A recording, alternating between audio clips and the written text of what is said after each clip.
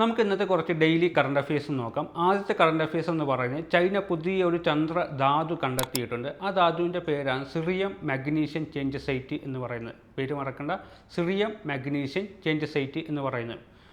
അടുത്ത ഒരു current അഫയേഴ്സാണ് national statistical office പുതിയ ഒരു റിപ്പോർട്ട് പുറത്തിറക്കിയിട്ടുണ്ട്. ആ റിപ്പോർട്ട് പ്രകാരം ഇന്ത്യയിലെ എല്ലാ സംസ്ഥാനങ്ങളുടെയും ഹോസ്പിറ്റലൈസേഷൻ നിരക്ക് ഉൾപ്പെടുത്തിയിട്ടുള്ള റിപ്പോർട്ടാണ്. ആ റിപ്പോർട്ടിൽ ഏറ്റവും കൂടുതൽ ഹോസ്പിറ്റലൈസേഷൻ നിരക്കുള്ള ഒരു സംസ്ഥാനം എന്ന് പറയുന്നത് കേരളമാണ്. അടുത്ത ഒരു കറണ്ട് അഫയേഴ്സാണ് നമ്മുടെ ഇന്ത്യയിൽ തദ്ദേശീയമായി ബുള്ളറ്റ് ട്രെയിൻ കോച്ചുകൾ നിർമ്മിക്കാൻ വേണ്ടി ബാംഗ്ലൂരിൽ പുതിയ ഒരു കേന്ദ്രം തുടങ്ങുന്നുണ്ട്. ആ കേന്ദ്രത്തിൻ്റെ പേരാണ് ആദിത്യ എന്ന് പറയുന്നത്. കേന്ദ്രത്തിൻ്റെ പേര് മറക്കണ്ട, ആദിത്യ എന്നാണ് ആ കേന്ദ്രത്തിൻ്റെ പേര്. സ്ഥലം ബാംഗ്ലൂരാണ്.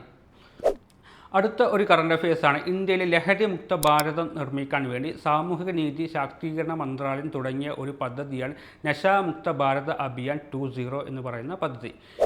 ഇതുപോലുള്ള യൂസ്ഫുൾ വീഡിയോസിനായി നമ്മുടെ ചാനൽ ഫോളോ ചെയ്യുക.